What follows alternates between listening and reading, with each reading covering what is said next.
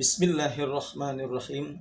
Assalamualaikum warahmatullahi wabarakatuh. Para pemirsa yang dimuliakan Allah Subhanahu wa taala. Barakallah, pada hari ini kita semua selalu dalam keadaan sehat dan semoga kita selalu dalam keberuntungan di hadapan Allah Subhanahu wa taala. Berjumpa kembali dengan saya Dr. Yulian Azhari, SOSI, SHMH. Jazakallah, kita akan mengupas yaitu tentang kejahatan-kejahatan yang ada di negeri ini. Yang sangat menjadi kekecewaan kita, pembunuhan sadis yaitu terhadap saudara kita yaitu penjual gorengan. Kisah pembunuhan terhadap wanita sahabat kita yang paling kita sayangi. Dia sangat mulia di hadapan Allah Subhanahu wa taala. Cita-citanya sangat tinggi, ingin jadi guru, ingin jadi orang yang sukses.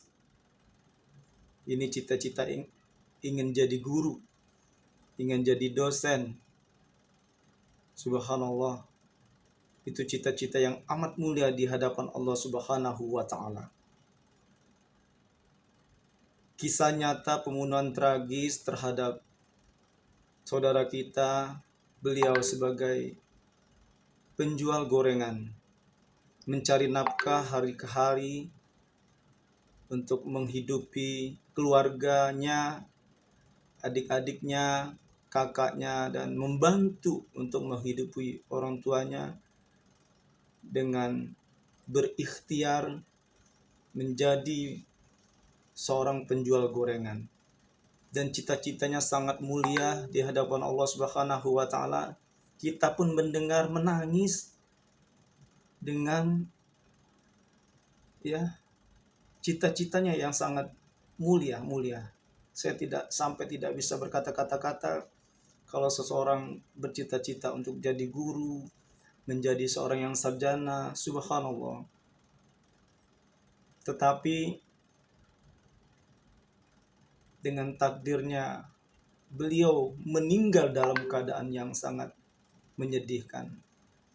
Sungguh tega orang yang melakukan pembunuhan terhadap saudara kita sebagai penjual gorengan ini. Jelas dia akan dilaknat oleh Allah Subhanahu wa taala. Orang-orang yang melakukan pembunuhan itu tidak akan mendapatkan harta warisan. Diharamkan oleh Allah Subhanahu wa taala. Dia akan terputus, dia akan diputus sama Allah, dan dia orang yang melakukan kejahatan pembunuhan, orang yang melakukan pembunuhan itu tidak akan mendapatkan warisan. Itu dalam ajaran agama Islam.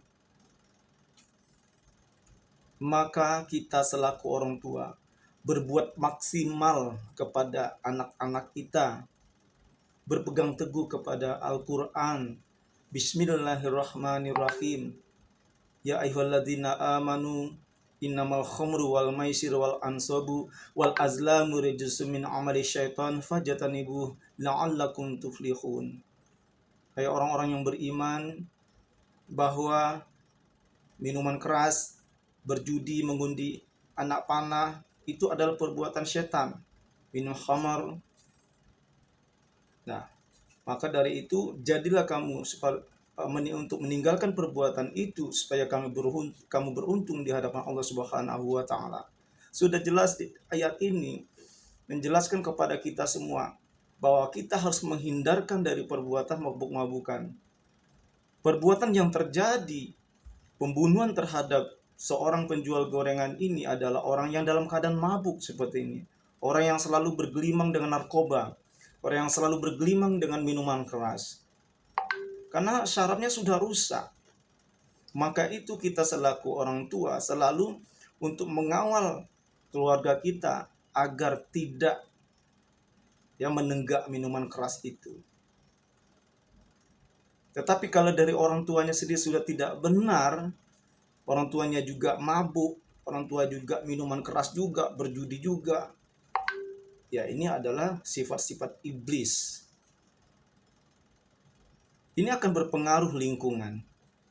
Kalau orang tua cuek, tidak mau tahu perkembangan anaknya, orang tua tidak mau mengerti bagaimana perkembangan anaknya. Na'udzubillah min dzalik. Kejadian-kejadian seperti ini adalah karena pengaruh dari lingkungan, karena pengaruh dari didikan sendiri. Karena begitu minimnya pengetahuan agama. Apabila seseorang anak itu dilahirkan, orang tua selalu memantau, mengkoordinir sampai di mana anaknya, perkembangannya di mana, apa yang dilakukan, pekerjaan sehari-hari. Jadi kadang-kadang sekarang orang tua itu hanya lepas saja, hanya melahirkan, tidak tahu perkembangannya dengan kondisi sosial yang ada, tetapi si anak tidak diperhatikan perkembangannya, sehingga dia melakukan kejahatan-kejahatan. Kejahatan ini terjadi karena minimnya pengetahuan agama, minimnya pelaksanaan ibadah kepada Allah Subhanahu wa taala. Apabila seandainya seseorang anak itu melaksanakan sholat 5 waktu, beliau mengerti bersedekah, berinfak, menyantuni anak yatim piatu, insya Allah dia akan terhindar dari perbuatan pembunuhan, dia akan terhindar dari perbuatan narkoba, dia akan terhindar dari perbuatan minuman keras.